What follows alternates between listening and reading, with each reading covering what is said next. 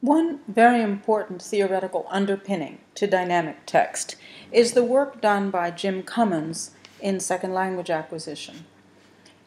This particular diagram represents the matrix he created,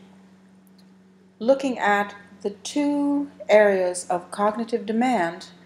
and context and their impact on a student's ability to perform or perception of difficulty of a language task. The matrix is divided by top and bottom. In the pale yellow would be tasks of low cognitive demand, tasks that are not particularly difficult. And on the bottom, in quadrants B and D in the dark yellow, are tasks of greater cognitive demand, requiring more extended thinking and more complex cognitive processes. On the left-hand side of the matrix are tasks which are context embedded, where there are features and supports in the learning environment which assist the learner to participate in and perform the tasks. And on the right-hand side are tasks which are context reduced, meaning that the only information, knowledge, understanding, and awareness that the student or the learner can bring to the task are those that he already embodies, that are already part of his knowledge base. And so we can see that in quadrant A, we have a contextually embedded and low cognitive demand. We have the task of talking face-to-face with a friend. And also of low cognitive demand, but now with reduced context, we are talking to a friend on the telephone. Both of these tasks with low cognitive demand, on the left-hand side, the contextually embedded task has us face-to-face with our friends so that we can gauge their reaction to our words, benefit from their questions and the scaffold of conversation. And on the right-hand side, we have only the linguistic, the auditory transmission through the phone. On the bottom of the matrix, in the tasks of high cognitive demand, in the left-hand side, in quadrant B, we have the contextually embedded task of conducting a science experiment with a peer, where we have the benefit of interacting with a colleague and all of the realia and scientific material associated with a science experiment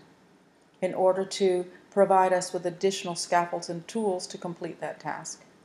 And on the right-hand side, in quadrant D, we have the high cognitive demand of reading a content area textbook and the reduced context of reading it independently.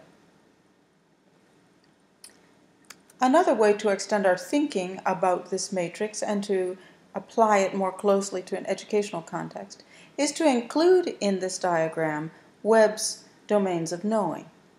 So we could think about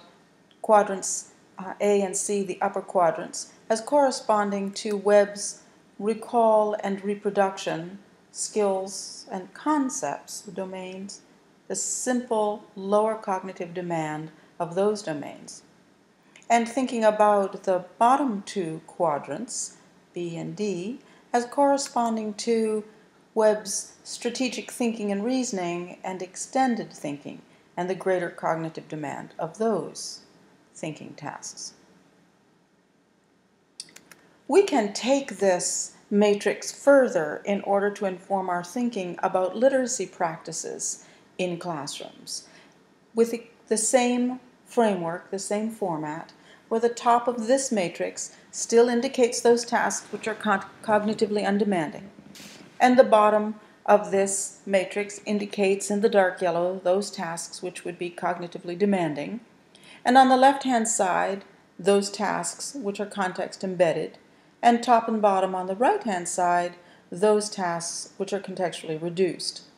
Another way of thinking about the role of context is to think about context embeddedness as embodying interactive practices with multiple minds, the notion that brains working better perhaps, but working with other brains, minds working with other minds, and that these are activities in order to assist students in developing strategies, skills, and cognitive awareness. On the right-hand side, then, contextually reduced tasks are those that are performed by the individual. One mind, the student bringing only what he knows to the task, and tasks where we would anticipate that the student's performance would be autonomous. Interactive and contextually embedded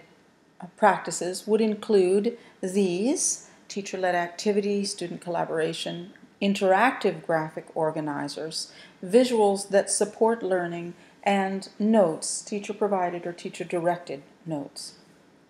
On the right-hand side, those contextually reduced practices include a teacher demo or a lecture,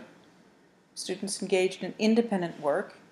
a PowerPoint presentation, such as we often see in content area classes, where the teachers will deconstruct the complex content, the complex material, and present the specific and significant concepts in bulleted notes, and students engaged in note-taking, independent note-taking. We frequently see, most commonly see, the complex texts of classrooms in quadrant D, with students engaged in contextually reduced practices with complex text. This is not the right place for complex text. What we need to do is to think about introducing complex text in the contextually embedded but cognitively demanding quadrant B,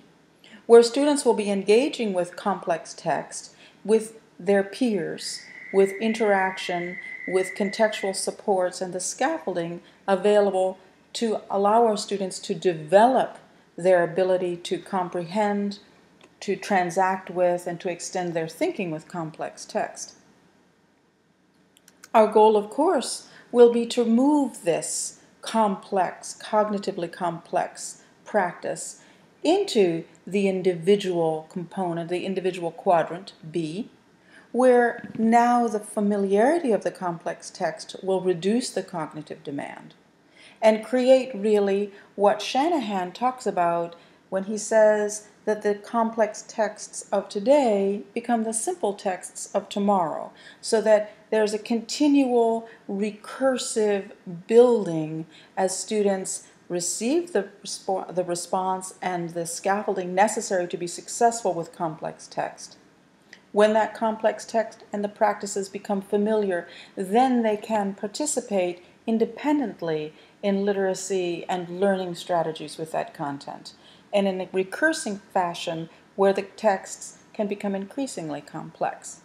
So this is a theoretical underpinning, an important theoretical underpinning for the scaffolds and the strategies that have been developed through dynamic text and our goals for literacy learning within this framework.